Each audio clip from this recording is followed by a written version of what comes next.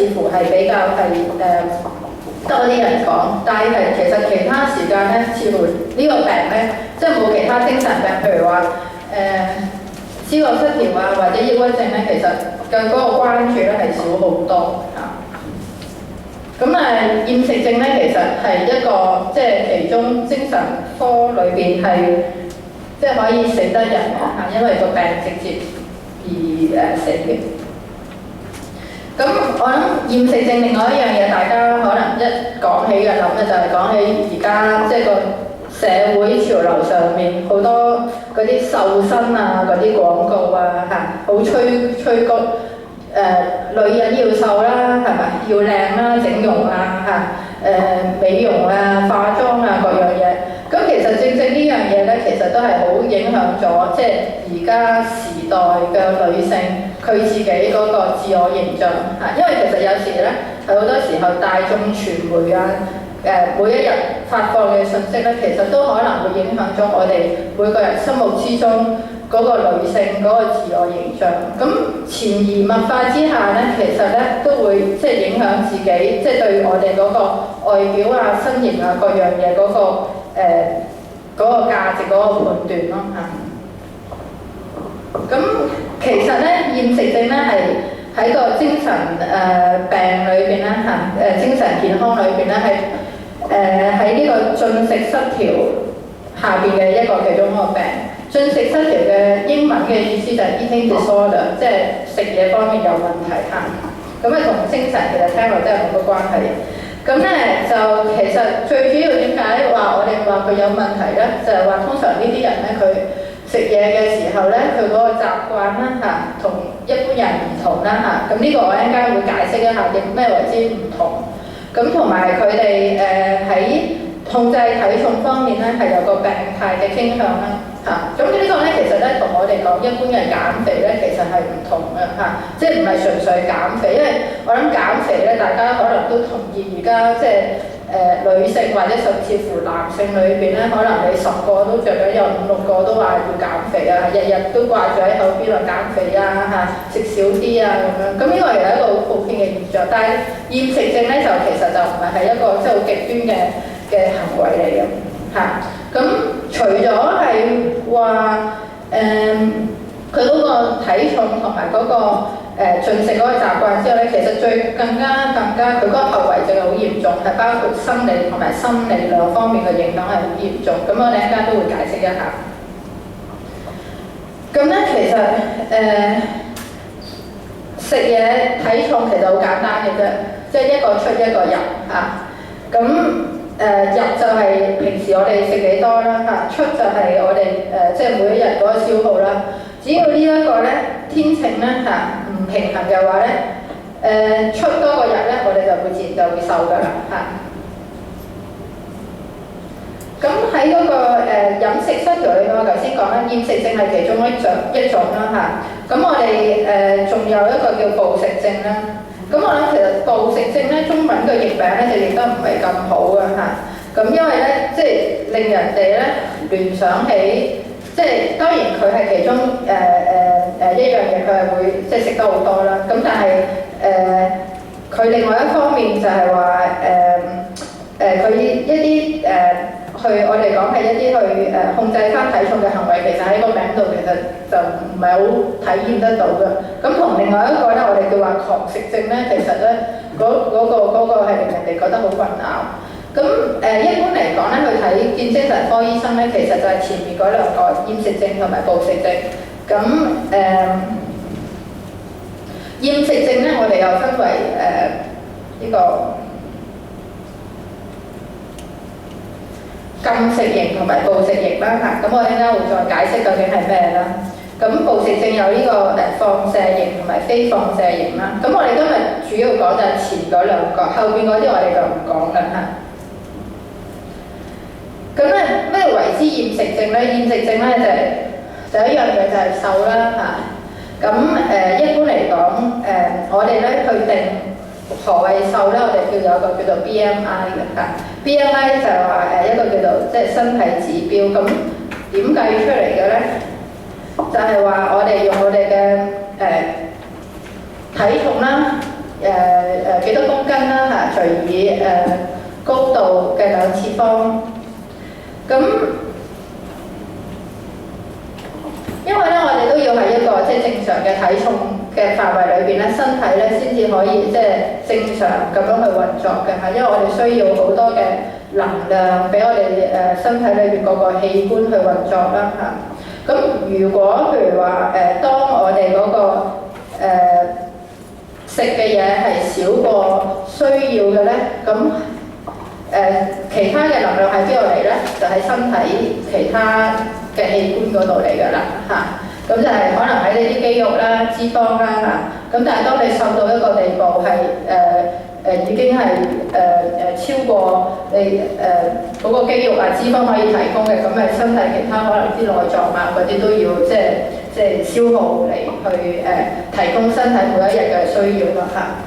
咁因為其實身體就算你唔喐，就係成日瞓喺度咧，咁我哋嘅呼吸啊、諗嘢啊，都有一個即係最基本嘅新陳代謝嘅需要㗎。咁如果當我哋嘅體重個 BMI 咧係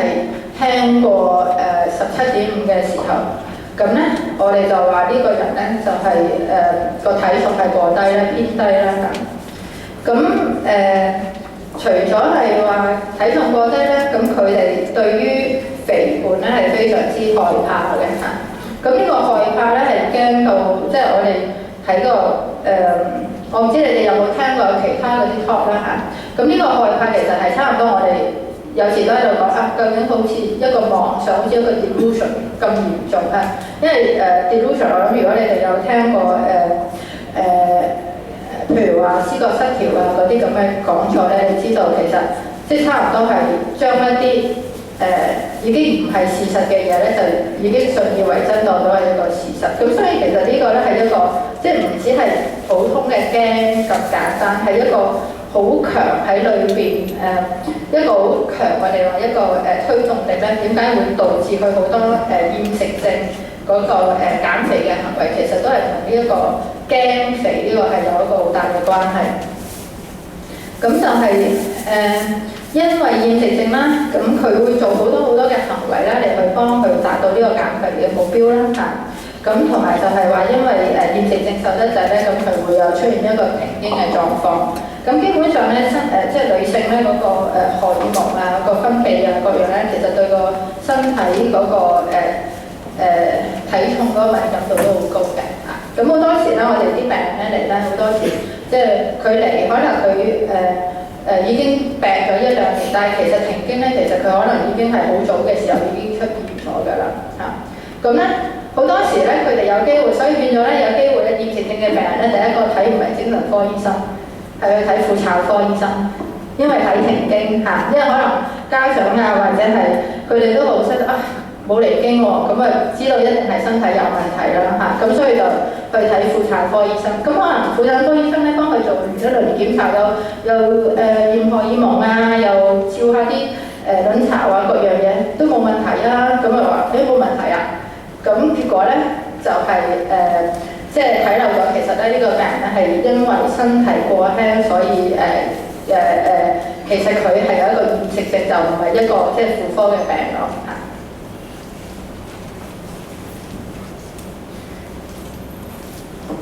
咁咧，我哋頭先講啦，好多時咧厭食症咧，我哋講有一個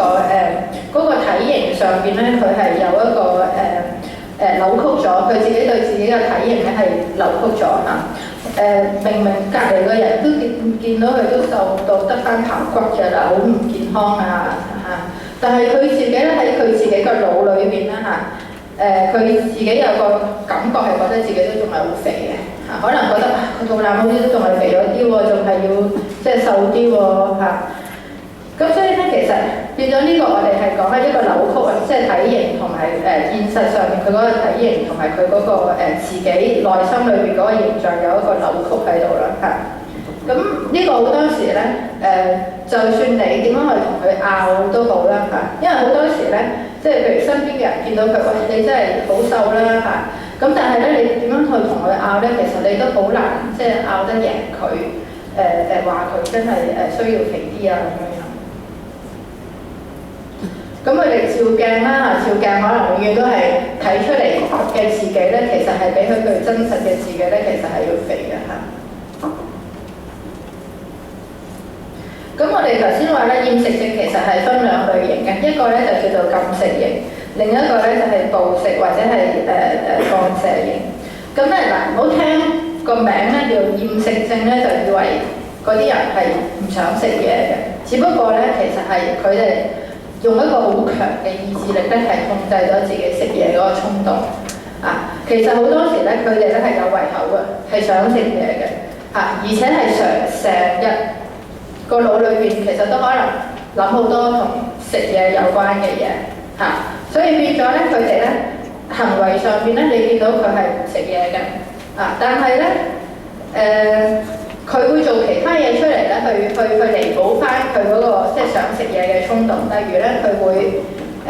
好熱衷煮嘢食啦，嚇好熱衷研究食譜啦，嚇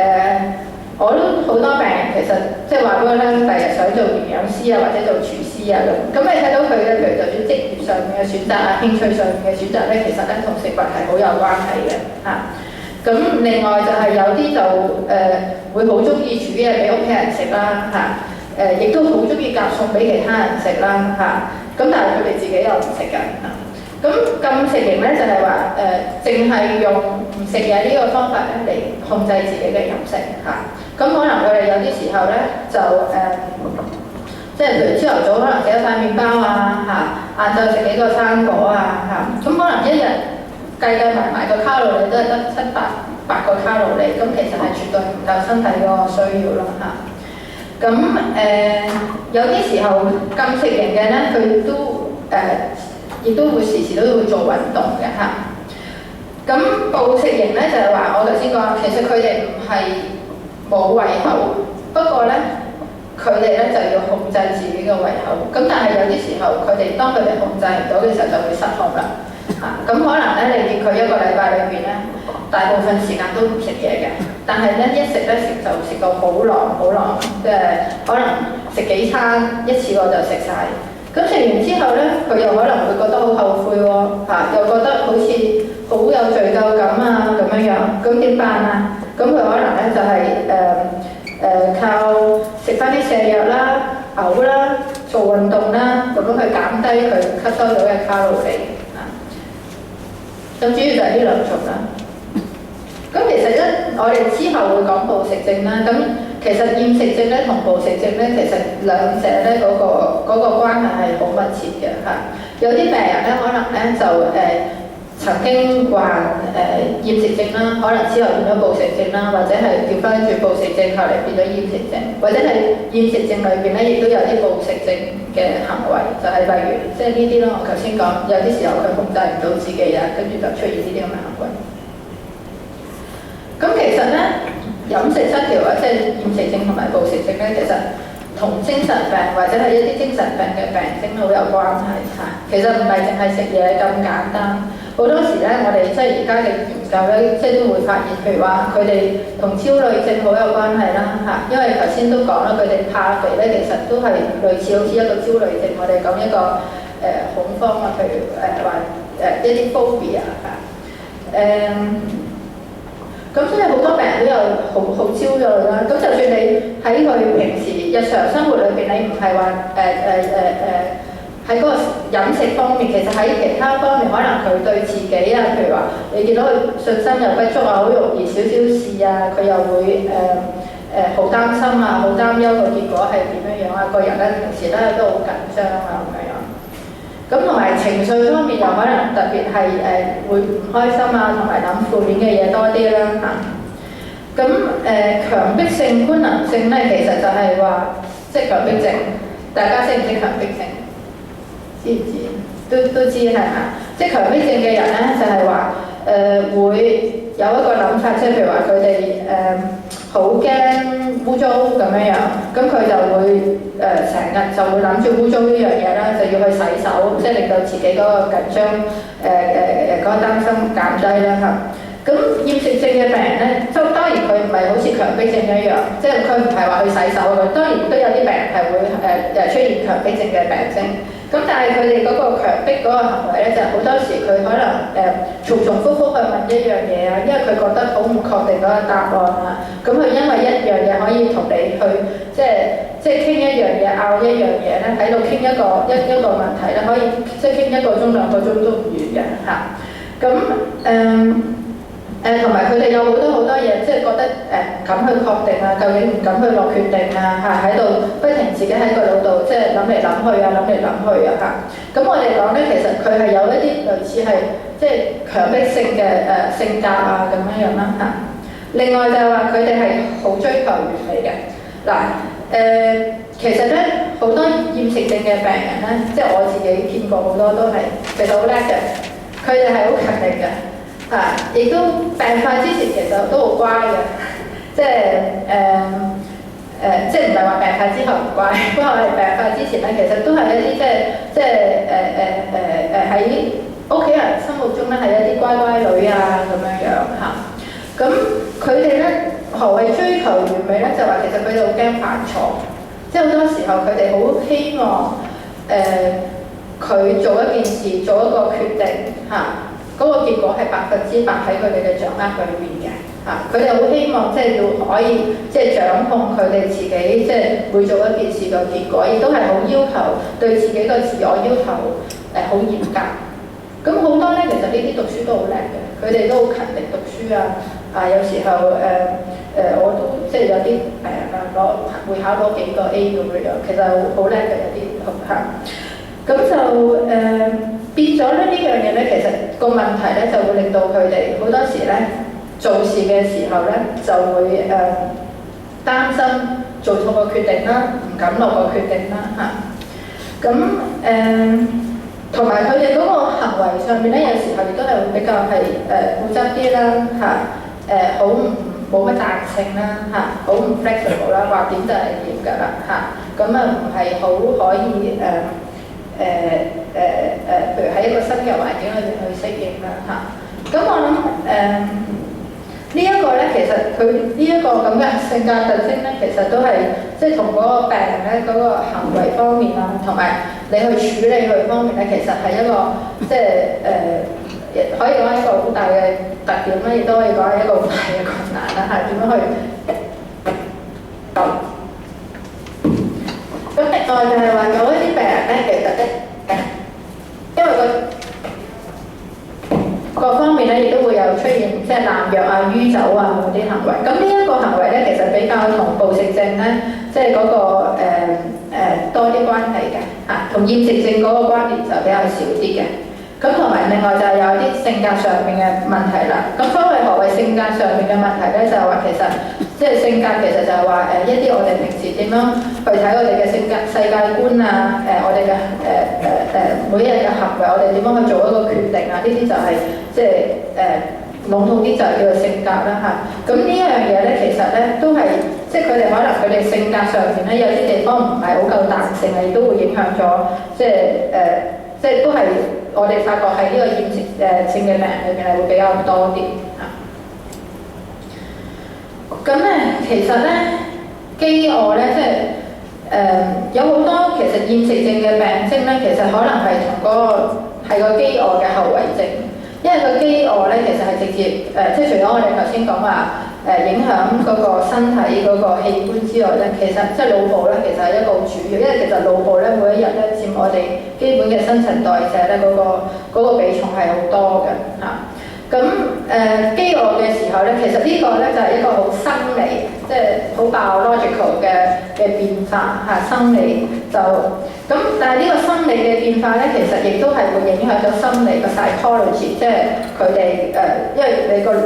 腦基本上就係你個硬件啦嚇，個硬件唔掂，咁個軟件梗係一定係會出問題㗎啦，係咪啊？咁所以咧喺飢餓嘅時候，個腦會有啲咩變化咧？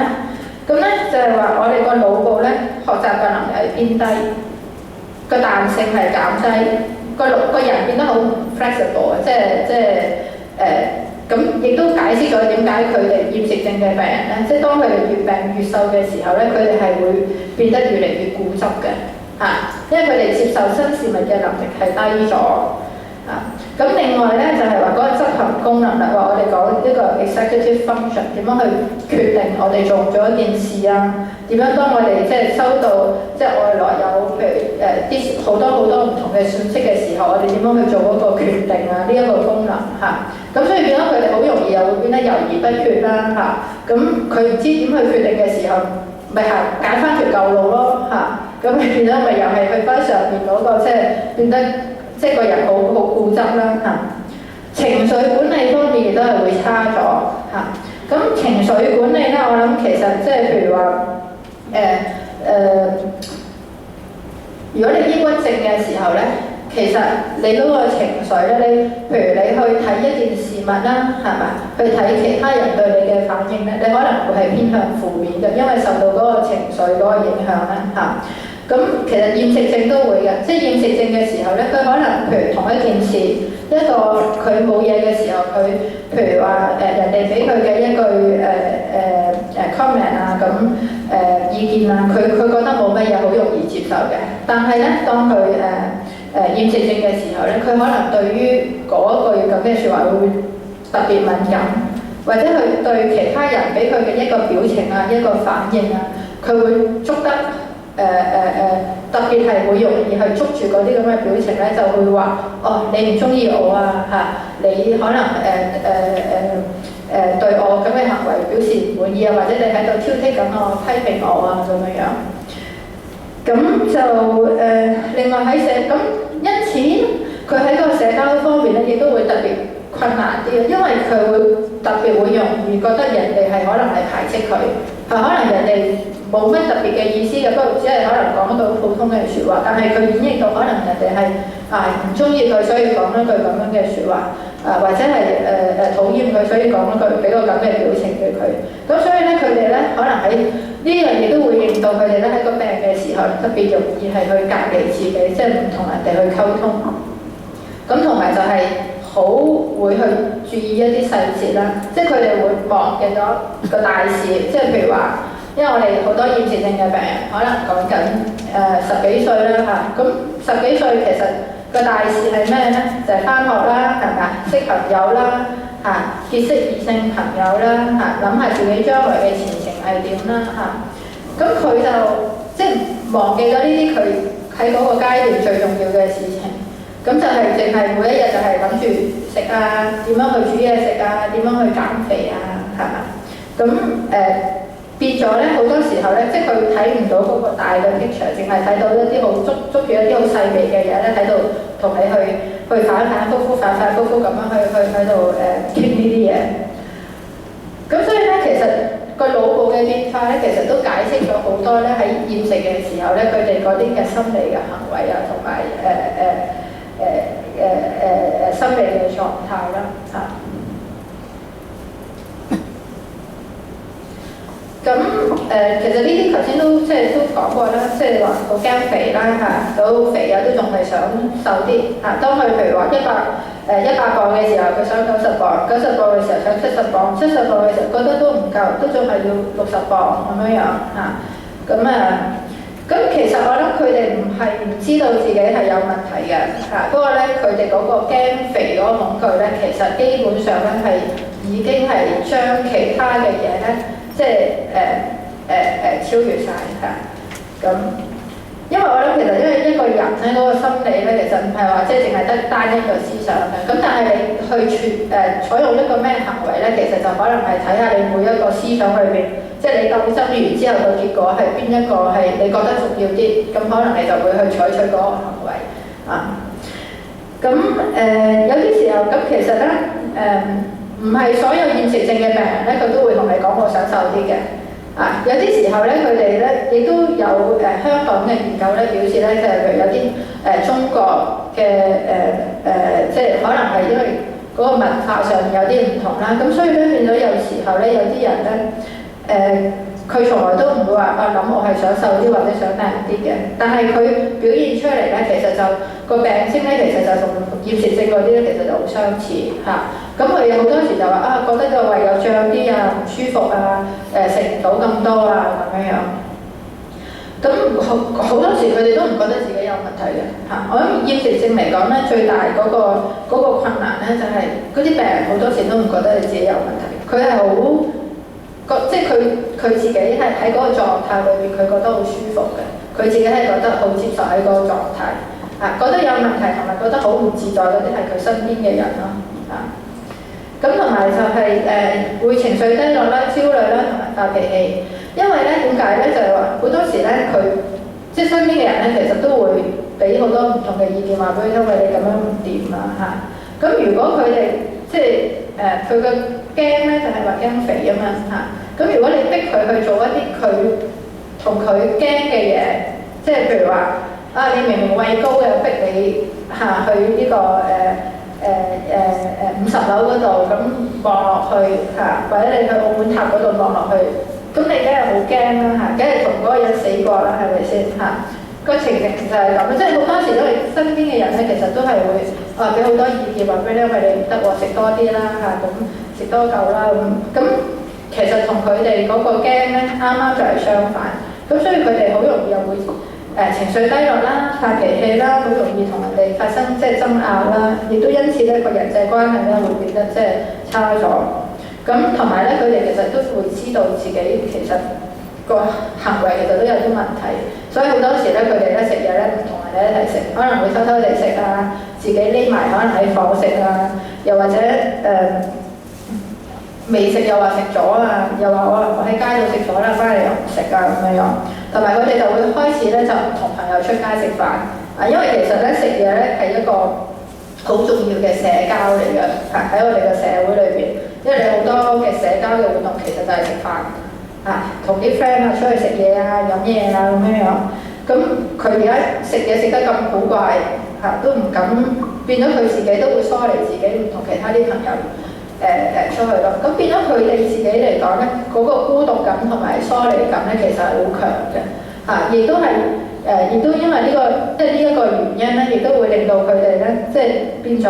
佢需要我哋頭先講10幾歲嘅人咧，其實嗰個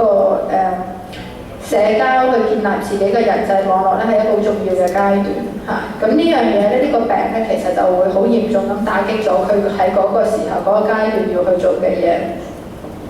咁同埋就會猶豫不決啦，同埋頭先解釋過啲強迫症啊嗰啲咁嘅行為。咁你會見到咧，佢可能見到好多嘢食，或者係以前即係好中意食嘢啊，食麥當勞啊，食披薩啊，而家唔食啦，而家淨係食青菜酒油咁樣樣嚇，淨係白霎嘅，仲要食白飯，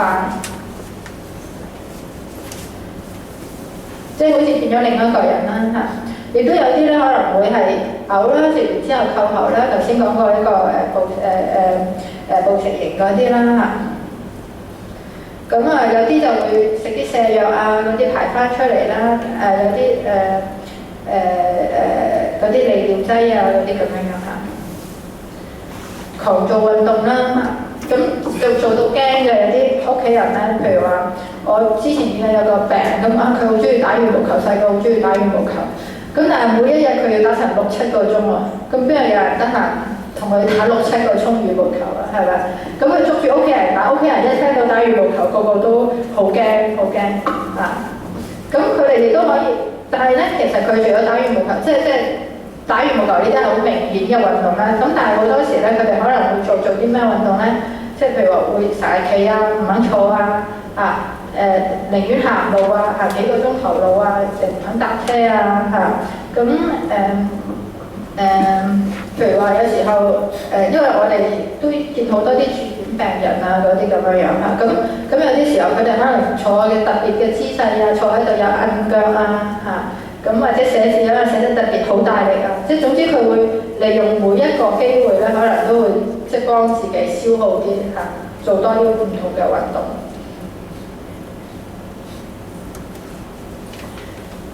有啲人會買藥食啦嚇，咁我諗其實我哋即係做精神科咧，有時間唔中咧都會見到有啲病人咧，其實佢食有啲減肥藥，西布曲明啊嗰啲可以有好嚴重嘅副作用啊，譬如話佢會有機會會出現啲思覺失調嘅病徵啊咁樣啦嚇。咁同埋有一啲藥又可能亦都有啲人譬如可能食啲甲狀腺荷爾蒙藥啦，咁會令到你個身體個甲狀腺嗰個分泌即係亂晒龍啦。咁當然甲狀腺如果過高可以好危險，因為佢會直接即係影響咗嗰個身體嗰個心臟啊跳得好快啊，咁可以即係死啦嚇。咁當然其他有啲藥物嗰啲副作用啊，咁亦都係會令到譬如可能影響咗身體有啲電解質啊，其實係可以好危險。咁我哋頭先話咧，其實厭食症咧同一般嘅減肥咧，其實係唔係好同嘅，即係其實佢嗰個行為咧，嗰個極端性咧，其實係即係唔係我哋話一般普通嗰啲減肥啊。咁譬如話咧，佢哋會有一啲好怪嘅飲食習慣，譬如食啲食物啦，食好耐先至食啦嚇。一餐要需要食好長嘅時間啦嚇。亦都係佢哋淨係會有偏食嘅習慣啦，成日都淨係食啲佢哋認為唔肥嘅嘢，佢哋先至食。亦都有啲咧就食下食完，因為其實咧佢哋都想食嘢嘅，佢哋都中意食嘢嘅。咁但係又驚肥喎，咁咪唯有食完之後唔吞啦，唔吞咁翻出嚟啦嚇。咁其實其他人都會見到佢哋嗰啲咁嘅飲食習慣，都會覺得好奇怪啊，點解會係咁樣嘅咧咁？同埋狂做運動啦、扣喉啦、食藥啦嚇。咁同埋好多時咧，佢哋咧瘦咧，咁佢又一嚟佢哋會怕凍啦嚇，二嚟咧佢哋咧可能咧亦都好驚人哋會指指點點，哇點解你咁瘦嘅？你瘦到咁樣喎咁，所以咧佢哋中意着啲衫即係大件啲啦，去遮住自己，冇俾人哋見到佢即係咁肥啦嚇。咁同埋就話佢係好中意即係強迫屋企人食嘢嚇。咁我即係亦都有見過，即係有屋企人咧。阿女咧就瘦咗20公斤，阿媽就肥咗20公斤。咁呢個係真事嘅，咁所以我哋醫嘅時候咧就話阿女要增肥，阿媽就要減肥嚇。咁其實呢個亦都係好常見嘅，即係佢會逼屋企人食啊。譬如話佢有啲時候咧，佢好驚，唔知自己要食幾多，咁所以咧阿媽食幾多咧，佢就要食幾多嚇。呢個可能係其中一樣嘢啦嚇。第二樣嘢就係話佢可能咧好想。即係其他人食多啲，佢就唔食，咁所以咧佢就將所有嘅嘢都夾晒俾其他人食嚇。同埋佢哋因為亦都好中意煮嘢食啦，咁所以可能會煮好大量嘅嘢出嚟咧，就逼屋企人食晒。即係如果咧好多時咧唔係話你唔食就得嘅喎，如果你唔食嘅話咧，佢就可能會發脾氣啊，同你鬧交啊。咁所以咧其實呢一個咧亦都係屋企人咧覺得一個係好難去處理，亦都唔知道點樣處理嘅情況係好多時候。咁同埋佢哋就中意自己煮嘢食啦，唔中意你煮俾佢食啦，又嫌你煮嗰啲嘢肥啊，可能有啲時候要特別自己分開用另外一個煲啊嚇，淨係煮自己嗰啲嘢嘅啫咁樣。咁同埋另外一個就好常見嘅就係話偷竊嘅行為啦。咁咧我哋都成日都好多，即係有一部分病人真係因為咁樣要俾人拉咗啊，要上法庭啊咁樣。咁好多時咧佢哋偷咧就偷嘢食嘅，佢可能忍唔住啦，即係已經成日個腦掛住食嘢，又冇得食，咁去到超級市場咧，聽到咁多嘢食，忍唔住就偷咗，咁就俾人拉咗。會停經啦嚇，頭先解釋過啦嚇，咁可能有啲一停就停幾年。咁其實厭食症咧就喺精神科，我哋其實平時睇咧就唔係話真係好多嘅嚇。雖然我哋講話10個，即係有5、6個嘅女士都可能想減肥或者減緊肥嚇，但係真正厭食症嘅病人咧，其實1000個裏面得3個，其實算係好少。咁我諗其實你哋大家都明白，頭先我講其實嗰啲好極端嘅行為咧，你見身邊減肥嘅人都未必會做嘅嚇。咁其實好多係後生女啦，13至19歲，係青春期即係嘅時候，嗰個發病嘅階段係比較多。咁當然亦都有啲係20幾歲嘅嚇。咁有啲時候我哋都見過有30、40歲，咁不過可能嗰啲即係一早已經病發咗好多年啦，咁或者係即係冇乜人留意到啊，咁突然之間有一日俾人發現好瘦，送咗嚟醫院咁。但係一般嚟講啊，最多係即係10零20歲，即係嗰啲女仔啦。咁男仔係女同男嘅比例咧，一般9:1啦，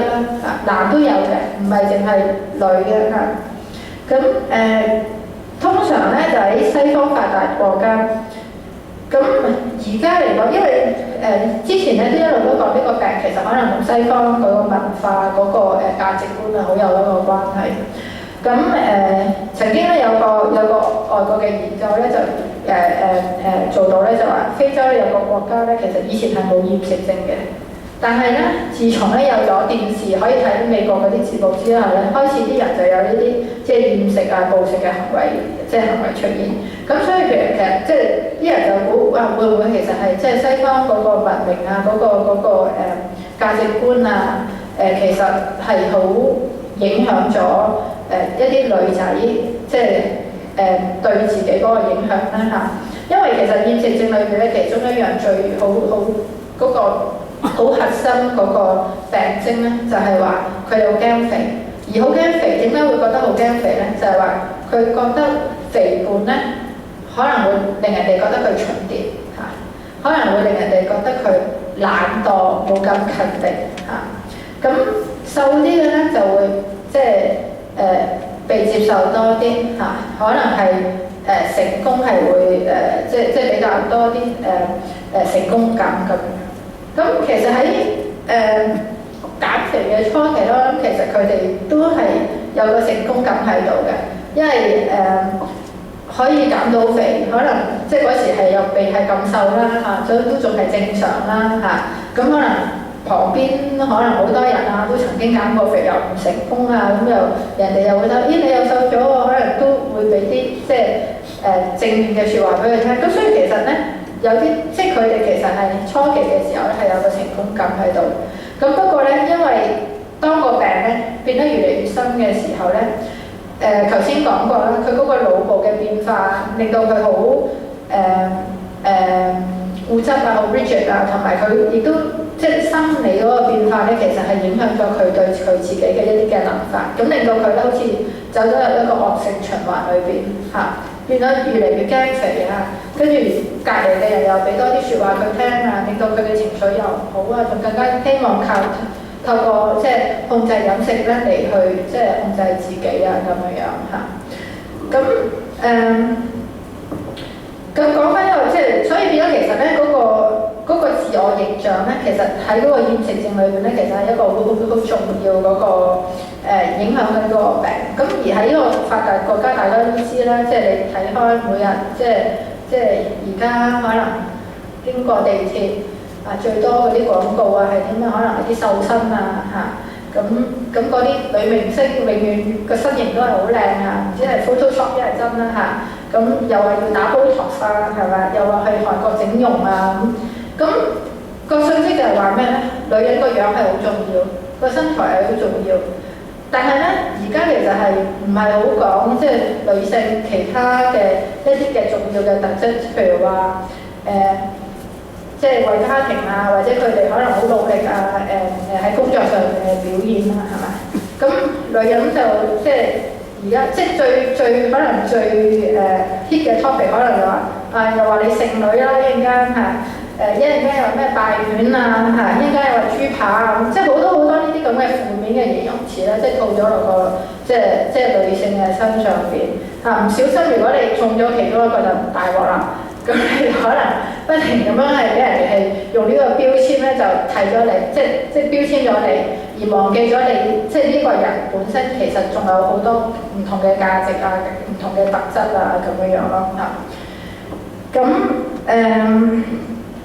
係咯，咁同埋我諗喺發達國家裏邊咧，即係其實嗰個女性咧嗰個喺個社會上個形象啊、同埋地位同埋個功能咧，其實都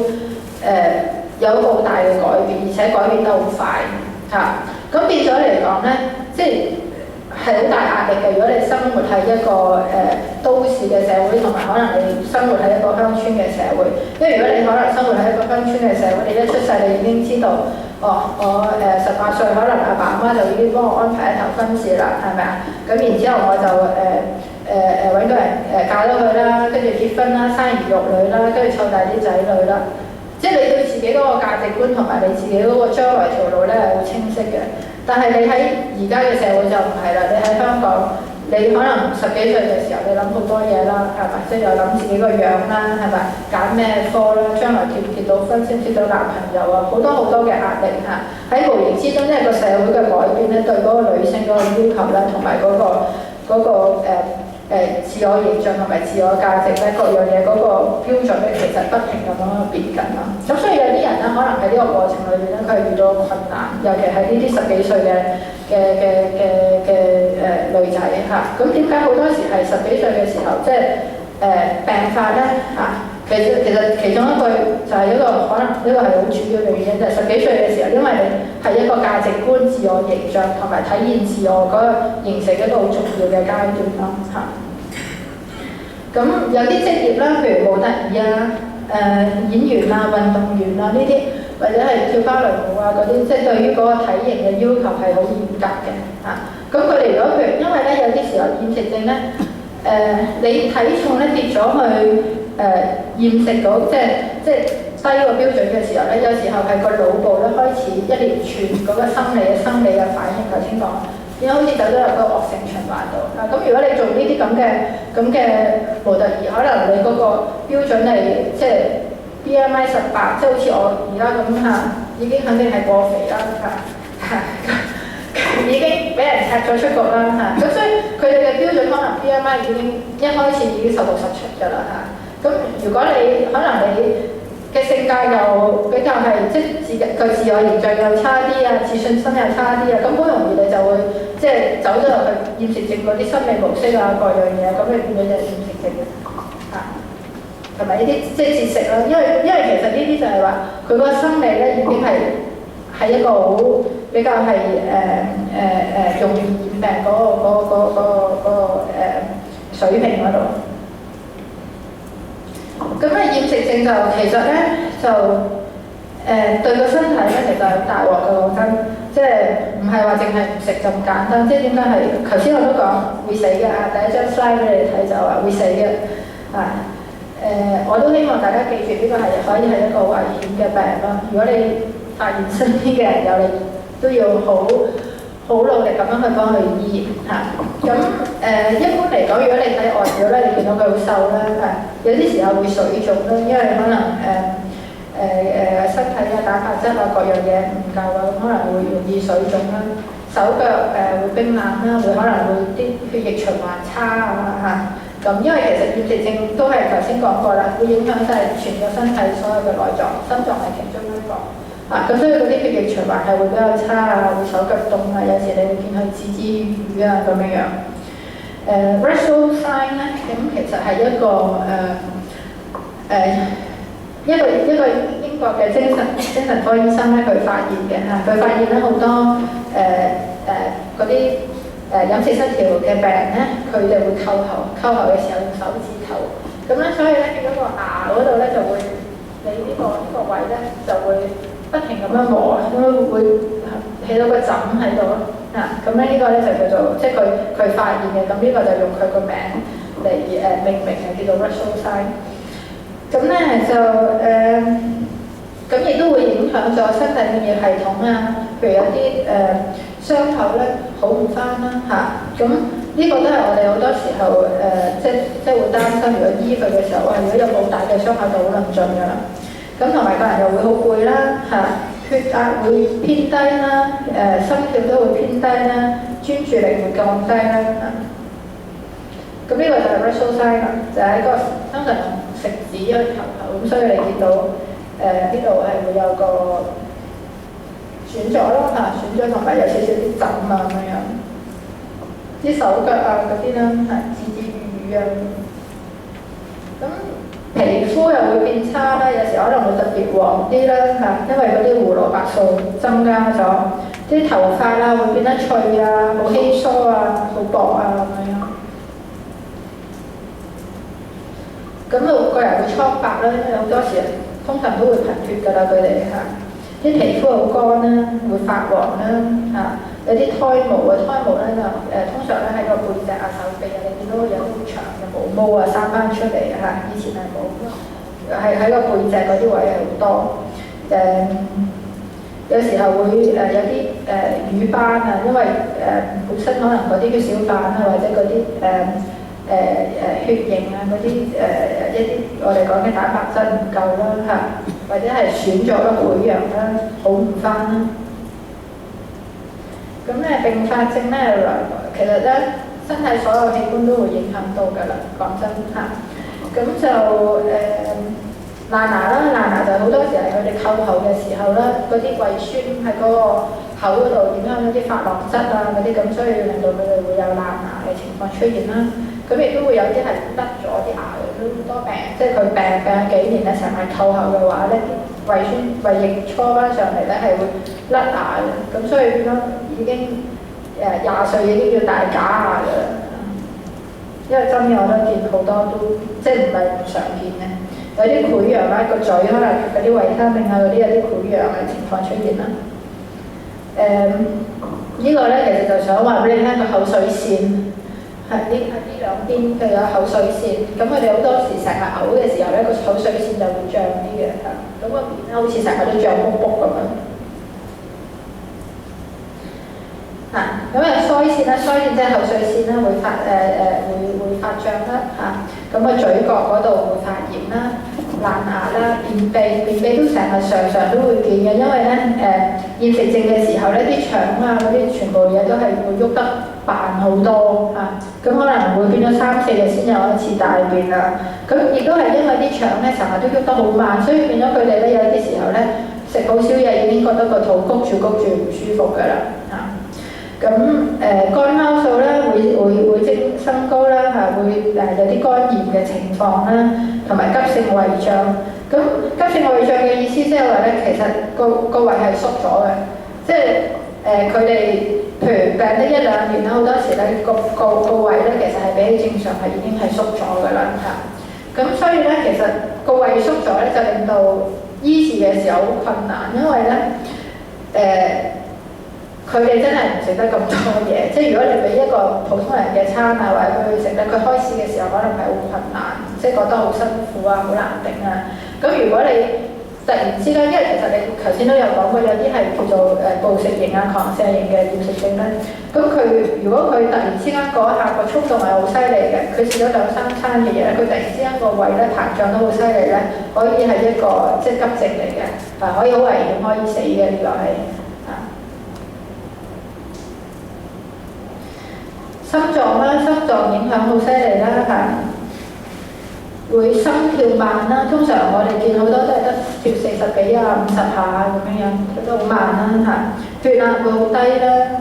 咁有機會心律不正。咁心律不正咧，亦都係其中一個好容易令到佢哋突然之間死咗嘅。即係可能琴日都見到行得到喎，今日已經即係突然之間心律不正，可以幾分鐘就唔喺度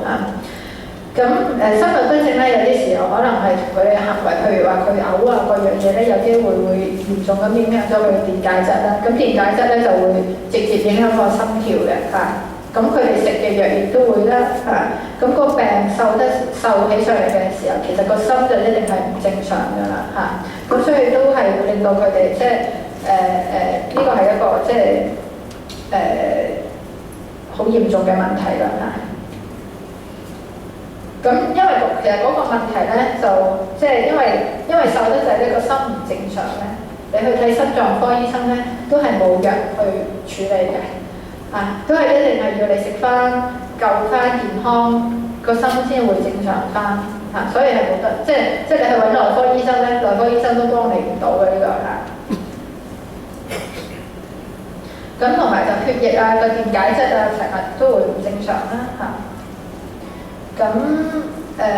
譬如話佢哋可能會脫水啦，即係因為唔想飲咁多水，想瘦啲咁所以成日可能會乾得滯啦。啲鉀鋅會過低啦，鉀就係啲potassium啦咁可能係因為佢哋嘔，亦都可能係食嘢食得差咁可以係去到一個好危險嘅水平咧。有啲我見過係去到即係一般嗰個鉀嘅水平可能3.5啦，有啲係最低我可以見過1點幾唔死都係真係好奇蹟嘅，因為通常2點幾已經係好危險，但係佢哋有啲去到1點幾即係真係非常非常之危險。咁個紅血球會跌低啦，鐵質啦白血球都會降低啦。咁個白血球低咧，就會令到佢哋感染嘅風險會增高啦。好多時譬如可能有啲因為身體免疫系統差先會出現嘅病，例如肺癆啊嗰啲，咁佢可能都係即係會特別容易感染啦嚇。咁即係好彩咧，就即係呢一班人咧好多，因為10幾歲咁就變咗即係雖然係有個問題咁但係嗰個併發症即係有個風險喺度啦。咁另外就係嗰個內分泌嗰個問題咧，頭先我都講啦，嗰個女性嗰個荷爾蒙咧會影響啦而且喺一個早嘅階段，即係可能你嗰個 BMI 16、17，即係好輕微已經見到。因為其實我哋好多時咧，我哋見到嘅病人咧個 BMI 咧可能好嚟睇已經即係15、16啦，有啲差起上嚟有12、13啊咁樣，11啊、10啊我哋都見過。咁其實真係好似皮包骨咁㗎啦，11、10嘅時候好危險啊！咁可能嚟嘅時候已經病咗幾年㗎啦咁長期停經啊，咁長期停經即係同女性收經一樣啦咁變咗會引起一個即係骨質疏鬆嘅問題。咁呢個骨質疏鬆嘅問題咧，其實譬如你話一定都係要去解決翻嗰個女性荷爾蒙嗰個問題先係可以即係解決得到。就咁靠食鈣啊、食維他命 D 啊，其實就唔係好幫得到嘅咁變咗咧，有啲咧其實係會好容易係有骨折啦好容易骨折啊，啲骨好脆啊。咁亦都有見過我哋有啲病人係可能即係20幾歲啊，但係嗰啲骨咧其實即係對比翻個骨質嗰個密度咧，可能係一個即係60、70歲嘅女性嗰個骨質嗰個密度啦，所以係可以即係好嚴重骨折啦可以。咁內分泌亦都係會影響即係女性嗰個生殖啊、青春期啦，因為好多時佢哋13至19歲嘅青春期啦，其實有啲仲早嘅，而家有啲10歲啊、9歲都見過啦。嗰日上 YouTube 睇有個8歲咁其實即係早過青春期，所以變咗咧，如果個病咧拖得太耐咧，佢其實係會影響咗佢嗰個青春期咧發育啊、增高啊嗰個，因為好重要，咁就會延遲啦可能佢得出嚟佢最後嗰個高度咧，其實可能會好矮，可能會影響甲狀腺荷爾蒙啦亦都會令到血糖會偏低啦亦都好多時血糖偏低，亦都會有啲病人咧第一次嚟即係俾人哋發現厭食症嘅，就係因為血糖偏低喺街度暈咁樣，或者有時血糖偏低咧，佢可能會變咗好似精神錯亂咁俾人哋即係捉咗嚟睇醫生啦咁亦都會有機會即係影響嗰個生育能力咁可能佢會生啲細個啲嘅 BB 即係輕啲嘅 BB 咁樣。咁大概咧10%嘅病人咧有機會會死啦，因為即係唔同嘅原因啦因為營養不良電解質免疫力或者器官嘅衰竭引起嘅唔同嘅併發症死亡啦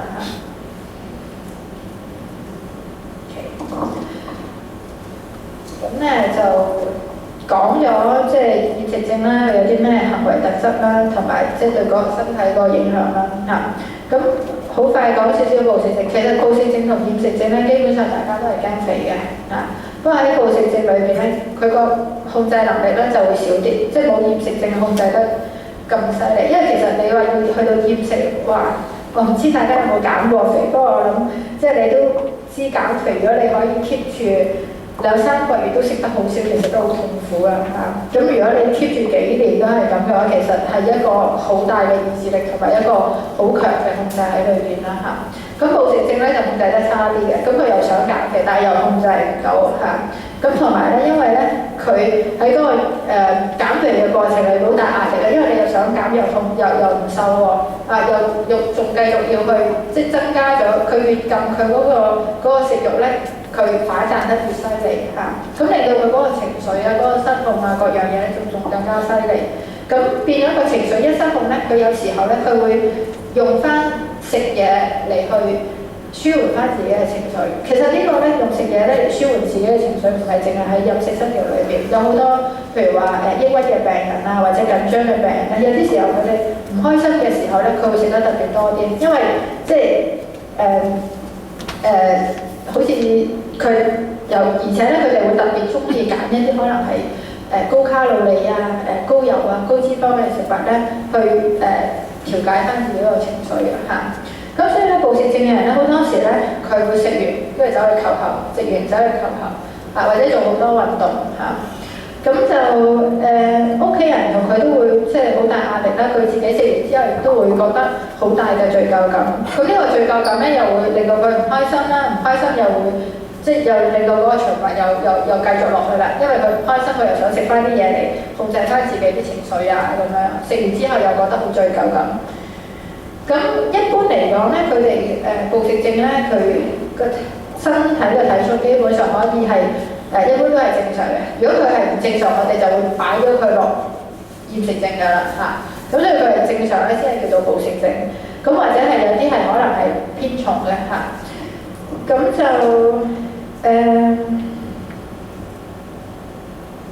會可以食好多好誇張嘅。即係可能食幾個公仔麵啊，幾條麵包啊，可以一次過即係食1萬嘅卡路里到15000個卡路里。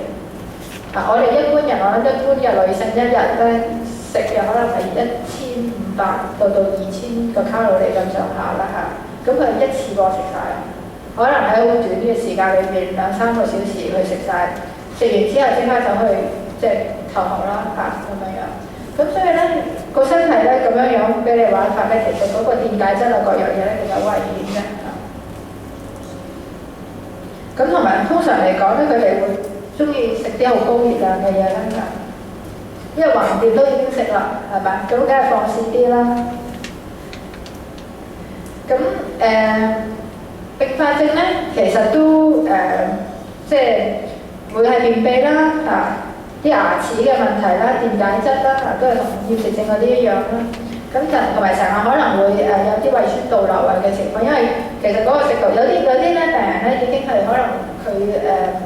嘔到咧直頭唔使扣㗎啦，其實佢可能已經自動已經可以嘔得到出嚟，因為嗰個食道啊嗰度已經係好鬆啊，可以咧嘔到出嚟嚇。咁喉嚨發炎啊，頭先胰臟炎啊，同埋最危險咧就係可以嘔到食道撕裂嚇。咁呢個都係即係一個急症嚟㗎啦，好危險㗎嚇，食道撕裂咗，咁可以嘔血啊嗰啲咁樣啦。咁就飲食失調咧，其實都即係除咗佢哋好多時候嗰個厭食症或者係暴食症之外咧，其實會有其他嘅問題啦嚇。頭先都講咗好多啦嚇。佢哋可能好緊張啦嚇，成日有啲即係點算啊，好驚啊少少嘢就會好驚個後果係點啊嚇，成日都不安啊咁唔開心啦嚇，好多啲強迫症嘅行為啦飲酒啊、思覺失調啊有時候呢個腦咧營養不良得好緊要嘅時候咧，佢自己都會就思覺失調嘅病徵出嚟啦嚇。另外一個可能性咧就係佢哋食藥啦。頭先講話有啲藥譬如西布曲明啊嗰啲咧，其實咧都會，就算係普通人咧食咗咧，都好容易刺激個腦咧，令到會有即係會變有啲思覺失調啊咁樣嚇。咁同埋會有機會係濫藥啦。佢都有機會會自殺啦嚇。咁係啦，呢個剛才都講咗啦。咁咧成因，咁講成因咧，其實就都係同一般即係精神病嗰個病因，即係唔係話一個單一嘅成因嚟㗎。我哋頭先講話，雖然即係我哋而家講話個社會減肥嗰啲各樣嘅風氣又會影響咗。咁但係大部分減肥嘅人都唔會變咗你厭食症或者係暴食症嘅嚇。咁當然除咗呢一個係一個因素，但係唔係一個一個因素就解釋得晒啦。咁我哋其實精神病好多時咧都唔係單一嘅成因，有好多時我哋都話講係一啲心理嘅因素，再加埋生理嘅因素啦、個人嘅因素啦，同埋一啲可能係當其時嗰個環境嘅因素令到嗰個病發咁樣。咁厭食症暴食症都係一樣。咁生理嘅因素咧係有亦都有喺個家族遺傳史裏邊，譬如屋企人有厭食症會容易啲啦或者係可能係譬如可能屋企裏邊可能都多少少嗰個性格方面係比較係一啲頭先講係啲強迫性嗰啲咁嘅性格，可能會多啲。大眾傳媒嘅影響好重要啦都係一個。咁頭先我講啦，個社會嘅發展咧，其實對於女性嗰個自我形象各樣嘢咧，其實嗰個衝擊都好大嘅咁呢一個亦都會係影響咗，因為其實青少年10幾歲嘅時候係一個好重要去建立自我形象嗰個階段啦咁其實好多時候，就算你冇厭食症咧，佢哋其實喺嗰個自我形象方面咧都係比較模糊一啲嘅亦都係可能會好多人迷茫究竟自己係點係咪被一啲朋輩嘅接受點樣先至可以自己多啲人去接受？咁呢個大部分嘅青少年人咧，佢哋都要喺成長階段裏邊都係要面對呢啲咁嘅壓力同埋一個困難咁變咗有時候厭食症嘅病人，尤其喺呢一方面咧，可能係遇到一個好大嘅困難好多時候佢哋咧可能係比較靜啲啦可能又唔係社交方面又唔係好叻啦。咁但係呢個階段又人人都要識朋友㗎嘛咁變咗佢哋會覺得自己可能係咪不被接受咧，或者係咪有啲地方唔係咁好談唔上人哋咁佢去諗方法嘅時候，可能就諗咗其中一樣就係自己嘅體重身形咁樣。咁係第二個就係佢自己個人嘅問題啦我頭先講啦，佢自己本身嚟講，佢自己嗰個自我形象啦有啲人可能嗰個自信心比較差啲咁樣。咁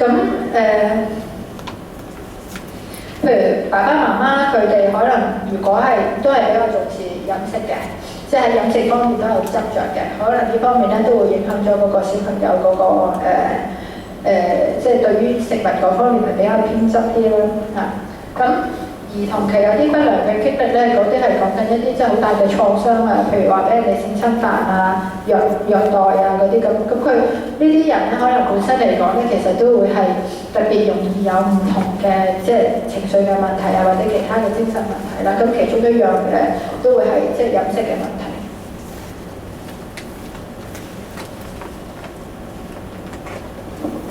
咁咧醫咧就我都好希望大家記住呢一張 slide 因為咧，如果你越早醫咧，可以唔好俾佢咧，走咗入嗰個惡性循環裏邊咧，佢越快好翻因為你越遲醫，佢變咗咧，有啲時候第一佢個腦部嗰個破損會犀利啲啦佢喺人際關係上邊，因為太長嘅時間，佢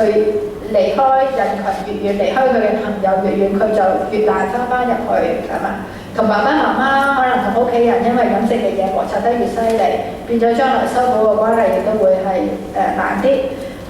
咁如果佢劈低書包太耐啦翻唔到學，成績差咗啦，你要追翻上亦都係難啲，係咪？咁同埋佢哋嗰啲偏執嘅行為咧，亦都係越耐嘅話咧，就越難去改變啦咁所以咧，越早醫就越好。咁醫療團隊其實厭食症咧都幾難醫嘅，如果你尤其一啲長時間嗰啲咁我唔知大家對於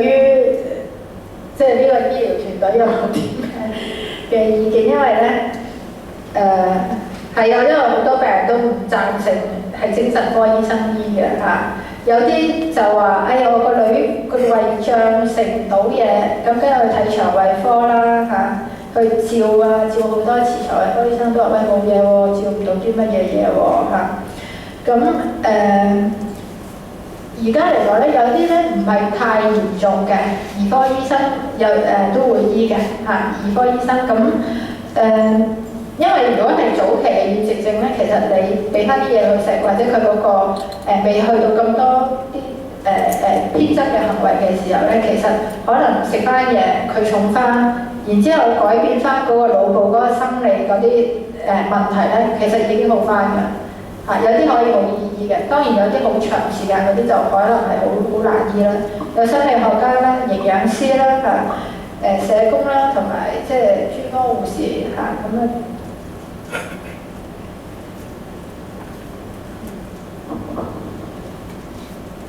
咁呢個就係醫厭食症嘅藥啦，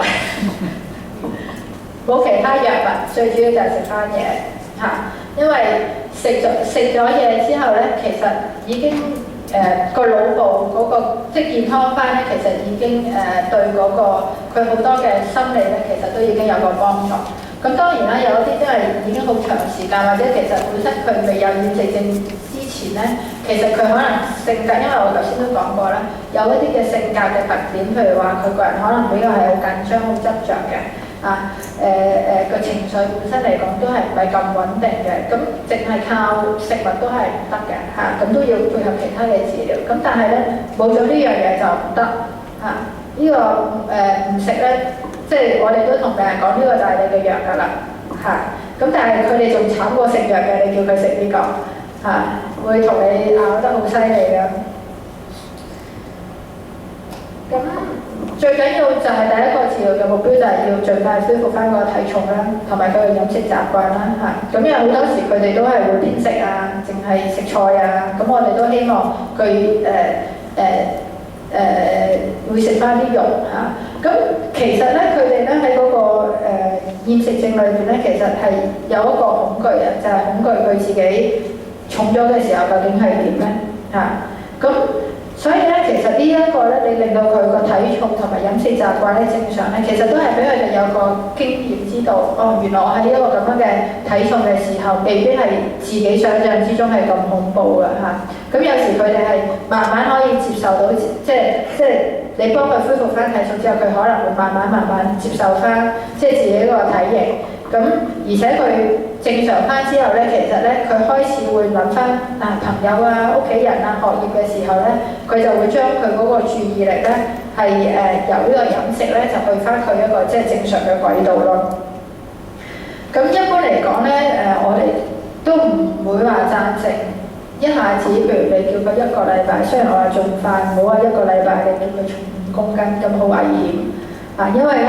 本身嚟講咧，佢個身體咧其實嗰個機能咧其實已經係差咗好多嘅。如果你要佢突然之間升得咁急嘅話咧，有機會即係會出現即係好多嘅併發症啦，甚至乎嚴重起上嚟可以死嘅。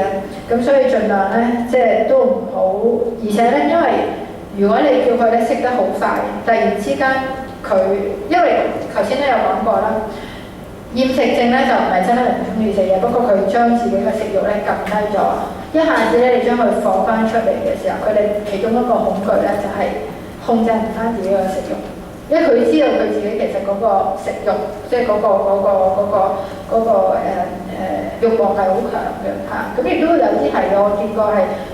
厭食症，好啦一輪。咁唔肯食咁樣，咁醫生話入院，咁好驚嚇！突然之間就連厭食嗰個恐懼都即係唔記得啦，就即刻狂食完之後咧，就變咗暴食症嚇，因為控制嗰個食慾嗰度就即係變咗出現一個好大嘅困難。咁所以我哋其實都會即係提議佢就話你去增加個體重，一定要安全啦嚇。第二亦都係。希望佢喺嗰個過程裏邊咧，自己去學識點樣嘅份量嘅飲食，點樣嘅組組合嘅飲食，先至係可以幫佢維持一個即係適當嘅體重咧嚇。呢樣嘢其實係好重要，因為咧即係佢除咗唔食咧，其實佢喺個過程裏邊佢亦都唔識得點食。佢點解咁驚啊？因為佢唔識得點樣去食，佢先至可以維持得到佢一個佢想要嘅體重嘛嚇。佢唯一識嘅就係唔食咯。唔食咪唔重咯，係咪啊？咁如果你叫佢食翻嘅話咧，佢其實係因為我哋一般嚟講咧，食嘢咧，其實我哋個人嘅本身咧係有一個即係身體係有個調節喺度嘅。咁厭食症嘅時候咧，其實呢個調節咧已經即係廢咗武功，所以你唔可以係靠我哋一般人，即係譬如我哋每一日去食嘢，大家其實係唔需要去計咗今日食咗幾多個卡路里嘅嚇。可能你新年嗰輪咧儲咗5公斤喎，但係之後其實可能嗰幾個月你自己慢慢可能係食少翻，跟住基本上咧一個成年人嘅體重咧，其實大部分咧都係維持喺差唔多嘅水平，唔會話即係相差得太遠。咁基本上身體嚟講咧，我哋嘅腦部啊腸臟裏邊啊，其實係有好多我哋講啲化學物質啊，各樣嘢咧，係幫我哋有一個自動調節嘅功能，令到我哋嘅身體每日嘅出同埋入其實差唔多。咁但係喺厭食症裏邊咧，呢個功能係冇咗嘅，所以佢哋其實係已經唔可以話再靠話我食得飽就已經係停止嘅嚇。咁佢哋可能係要設計啲餐單啦，佢哋要每一日差唔多定時定量咁樣去進食啦嚇，同埋咧我哋都會鼓勵佢可能係一日多餐啊咁樣去進食啊。咁佢哋其實可以自己 keep 一個即係飲食嘅日記簿啦，佢自己知道大概自己每一日係即係食幾多份量啊，咁幫佢哋自己可以即係管控住每一日個出入咯。咁可能呢一個過程啊練習啊，可能要一段好長嘅時間，幾個月一年啊，佢哋慢慢個身體先至有翻嗰個即係自然嘅調節喺裏邊咯嚇。咁就醫藥咧，其實就唔係直接醫厭食症啦。有啲時候可能太過緊張啊，或者係有啲抑鬱嘅情況啊，咁我哋嚟幫佢即係減低嗰個情緒，因為情緒咧亦都係一個好重要咧，係影響我哋進食嘅。頭先講過咧，情緒有啲人係唔開心就食嘢嚟發泄，唔開心亦都會冇胃口，令到你唔想食，或者緊張嘅時候個胃揦住又唔想食。咁所以如果係情緒咧係即係太過唔穩定，有啲時候我哋都會開啲藥嚟即係舒緩翻呢一方面。咁但係呢個就唔係直接嚟醫嗰個厭食症啦嚇。咁就我哋鼓勵均衡嘅飲食咯啊。咁其實咧，我哋咧都同啲人講，我哋唔係話要佢肥嘅嚇，不過我哋要佢健康嚇，健康又靚嚇，呢樣先係最重要嚇。咁都係即係食物金字塔啦，我諗大家都可能都好熟悉㗎啦。咁都係即係跟翻即係食物金字塔咁樣。咁即係每一樣嘅食物，我哋都要有個平衡喺度啦。我哋都鼓勵做運動㗎，不過唔好過量，因為做運動都係對身體健康。咁當然啦，做運動就唔係話佢身體好輕個心臟好弱嘅時候會做，不過佢健康嘅時候咧，其實係需要即係有適當嘅運動啦嚇。咁亦都係體重方面咧，我哋都係亦都唔係話鼓勵佢即係變肥嘅，不過要健康啦嚇。咁有啲可能好簡單，食完就真係我好得翻嘅，即係有啲好輕微嘅。咁但係有啲譬如比較嚴重啲，可能就要配合嗰啲心理嘅治療啦嚇。咁就呢啲心理治療咧就即係針對翻個人啦嚇。咁可能係有啲時候係針對翻佢哋即係嗰個自我形象啊嚇，一啲飲食啊形象方面嗰個一啲嘅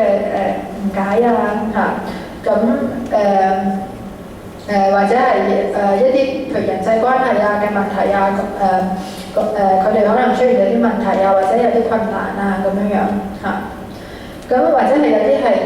即係家庭療法。咁呢啲就主要係針對啲比較細少少嘅小朋友，即係青春期十幾歲。如果係比較大啲嘅咧，因為其實基本上佢已經係一個成人嚟㗎啦嚇。咁變咗其實個家庭咧對佢個影響咧，其實係即係喺嗰個年紀咧，相對係冇咁犀利嘅話咧，咁其實就未必係會用家庭療法。咁暴食症方面咧就可以用血清素啦，血清素可以減低嗰個暴食嗰個衝動啦嚇，或者係而家比較多人用或者係認知行為療法啦，或者係啲人際關係嘅療法。咁其實家人裏邊咧喺嗰個治療嘅過程裏邊咧都係好重要嚇，家人。咁我哋希望家人係即係我哋嘅合作伙伴啦嚇。咁當然如果好細嘅，即係比較細啲嘅患者，可能即係家人咧都係會幫佢準備啲餐啊嚇。你係咪可能又要係即係都要堅持翻，即係幫佢哋準備一個即係營養均衡嘅餐，唔可以話佢要淨係要食雜菜，咁我就日日都淨係準備啲雜菜俾佢食咁樣樣，咁你都要即係鼓勵翻佢，即係俾翻一個係即係正常嘅餐，要希望佢食晒啦嚇咁樣樣。咁不過其實即係講又係好易，不過其實呢個過程係好難，同埋即係好多時候亦都係喺呢個過程裏邊咧產生好大嘅矛盾啊，令到即係大家嘅關係好緊張啊咁樣。咁好多時咧，其實咧你對住屋企咧有個人唔食嘢，其實係好大壓力嘅，因為你見到即係一排骨湧喺你面前，日日見到你喺眼前行嚟行去，係咪？又逼佢又唔係，要太用力逼佢咧，佢又反抗又同你鬧交又會喊，咁你都唔知點算咁嗰個尤其咧好多，因為呢個係即係好多都係青少年啦唔係一個成人啦好多都係其實都係屬於係父母照顧嘅階段啦，咁所以其實對個父母嗰個壓力亦都好大咁當然亦都有啲時候，父母可能都會有啲即係會諗究竟係咪我會做錯啲咩？點解我個女會變到即係厭食症咧有啲會可能會覺得好難接受唔到，即係哇點解明明即係我屋企點解會有個10幾歲嘅人有精神病又話厭食症咁有啲人唔覺得係精神，即係唔想認為係精神病啦都有㗎，即係我有啲父母即係嚟咗去睇，咁成日都話醫生你點教我個女去睇婦科啦，佢唔應該嚟睇即係精神科，或者你即係去睇腸胃科啦，係佢腸胃唔好嘅食得唔好啦，你叫佢睇精神科冇用㗎咁樣咁不過咧，因為其實咧即係厭食症嘅醫治咧，其實係分兩部分啦，一個就係心理嘅醫治啦，另外一個就係生理，即係話點樣喺嗰個佢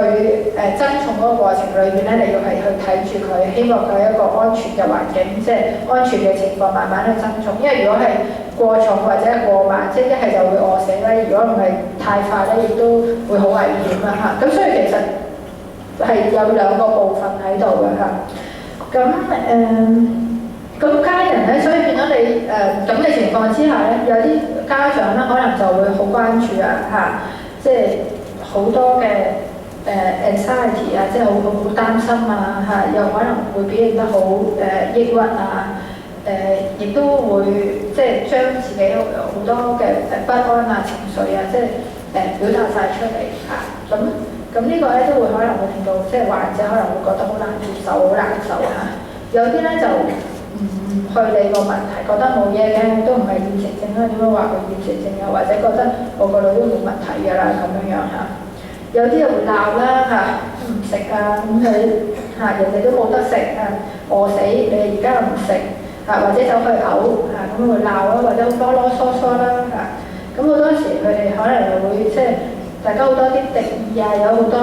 爭辯尤其因為厭食症嘅病人，頭先講啦，佢哋有啲強迫症嘅啲思想，所以可以一個問題咧同你喺度拗好耐大家拗到面紅耳熱，或者有啲父母就會控制得咁犀利啦或者係有過分保護啦即係譬如話醫生話喂而家要食呢啲喎咁樣先至 OK 喎，跟住爸爸媽媽就諗啦，醫生你冇逼佢啦，佢好辛苦㗎嘛佢咁樣佢搞唔掂㗎咁樣即係過分保，即係好驚小朋友即係會承受唔到個壓力啦咁咧英國咧有一個好出名醫厭食症嘅精神科醫生叫 Janet Treasure 啦咁佢咧就將一個用啲動物咧就去形容一啲即係好 typical 好常見嘅屋企人嘅反應啦嚇。咁其實就係頭先我即係講嗰啲啦嚇。咁佢話即係譬如話好似水母嚇，咁佢可能好多父母本身好多啲緊張啊、啲情緒啊各樣嘢咧好透明，好話晒俾個小朋友聽嚇。即係令到小朋友咧，其實佢冇辦法去消化到嗰啲情緒啊，或者嗰啲説話嚇，咁都會令到加劇咗佢哋嗰個患者本身嗰啲情緒啦嚇。有啲好似鴕鳥咁樣唔肯去面對個問題啦，有啲好犀牛咁樣同你鬥餐懵如果係或者係即過分保護啊咁樣嚇。咁咧其實咧，我哋希望咧家人咧即係。個態度咧就係希望，即係其實佢喺嗰個處理個過程裏面要冷靜但係當然即係一定係有好多嘅情緒產生㗎啦咁但係你要表現出嚟咧都係要冷靜佢喺度，因為佢咧可能會令到你咧又同你拗數啦，又唔食飯啦，又逼你食嘢啦，你自然你個心係會有好多嘅情緒產生咁但係無論點都好啦，即係一定去冷靜，唔好同佢去即係鬧交咁樣，因為如果你同佢鬧交嘅話咧，只會咧大家係有好多負面嘅説話、負面嘅情緒嘅交流啦，咁就幫唔到件事嘅咁同埋即係我諗，其實佢哋咧都要即係你冷靜嘅時候咧，其實可以幫到佢冷靜落嚟，即係去慢慢去消化同埋去了解到件事當然啦，即係你亦都要話得好清楚俾佢聽，即係你係一定要佢健康，即係你唔可以喺呢件事上面咧，即係你係有退縮或者係可以令佢會覺得，如果我用一啲情緒嘅方法控制嘅方法咧，就可以令到爸爸媽媽去退步，因為即係健康嘅身體咧，呢個係一個底線嚟咯亦都即係要支持佢哋啦，關心啦。關心除咗飲食方面，因為好多時咧飲食失調咧，變咗咧喺家人裏邊咧，可能90%嘅時間都講緊食同埋唔食。咁其實我諗呢樣嘢就唔係咁好嘅，即係其實可能佢都即係嗰個階段仲有好多其他嘅事情要專注譬如學業佢上面嘅困難朋友上面嘅困難其他各樣嘢，即係可能即係唔好擺太多時間，即係淨係去傾食同埋唔食啦。反而你要話得清楚俾佢聽，呢個係你一定要去做到，去有一個維持一個健康嘅身體，呢個係一個必須嘅，係唔係一個你係可以同佢係去拗，或者係可以係去傾即係其實基本上冇得傾嘅呢樣嘢適當嘅指導啦，即係唔可以話太過係控制啦。即係有時候譬如話佢已經都成16、17歲啦，咁你唔可以話當佢一個病人，亦都唔可以話當佢佢而家病咗咩都唔識㗎啦。咁其實你都要尊重翻佢，其實16、17歲嘅時候，佢會有自己嘅諗法啦，自己嘅感受啦，自己想揀即係點樣嘅，即係將來嘅一條出路或者係將來想過一種點樣嘅生活啦，甚至乎佢可能想拍拖咁樣。咁有時啲嘢你已經咁大個，你其實都唔管得咁多㗎啦咁所以你要喺嗰度都係要俾佢一個即係係合理嘅尊重咯咁你可以俾個意見俾佢，咁但係有啲時候你係即係冇辦法係完全係要佢跟住你咁樣去走啦咁同埋咧都要多啲肯定俾佢啦。頭先我講過啦，即係一個自我形象嘅問題。咁有時自我形象咧個建立咧，其實係好視乎咧身邊嘅人咧俾一個咩嘅反應俾佢。即係話你見啲外國人咧，啲小朋友咧做得好做得唔好，總之佢肯做咧就一定係讚嘅啦中國人就唔係嘅，中國人就嚴苛好多嘅，因為覺得小朋友你鬧佢，佢先至會識得反省，識得去進步咁變咗嚟講咧，可能喺我哋本身個傳統裏邊咧，會容易即係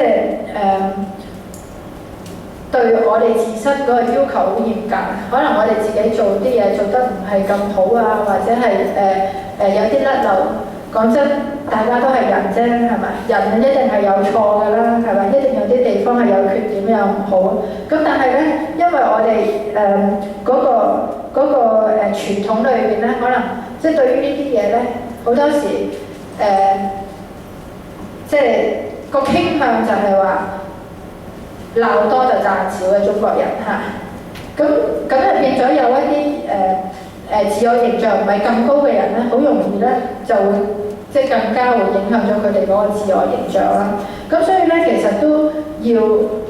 除咗你話關注佢嗰個飲食方面咧，有啲佢做得好嘅嘢，有啲佢嘅一啲進步，就即使係有啲好少嘅進步，你不妨可以讚下佢。呢個其實係可以幫佢建立翻佢自己嘅即係自我形象啦嚇，亦都可以去鼓勵佢，譬如話可能係發展啲唔同嘅興趣啊，做一啲唔同嘅嘗試啊，等佢喺即係嗰個潛能方面係可以發揮多啲嚇，唔好淨係即係專注喺食，同埋亦都唔好淨係諗住一個人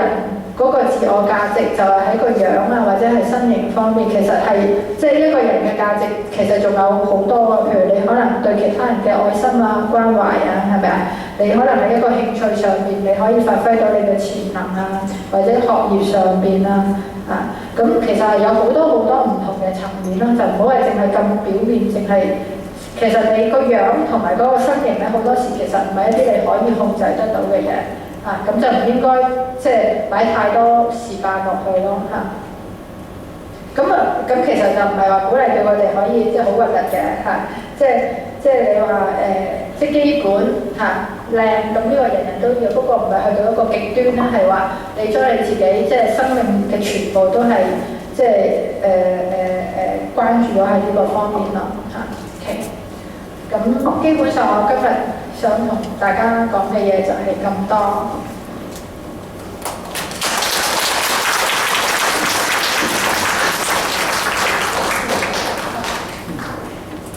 多謝醫生嘅講解啦。咁跟住我哋咧就會有一個問答嘅時間嘅。咁頭先入場嘅時候咧，咁我大家都會攞咗啲問題紙同埋鉛筆嘅，咁可以寫低你嘅問題啦。咁交俾我哋在場工作人員，咁我哋就會交翻俾余醫生去解答你哋嘅問題嘅啦。咁如果你哋冇問題紙嘅話，你都可以問我哋在場工作人員攞嘅。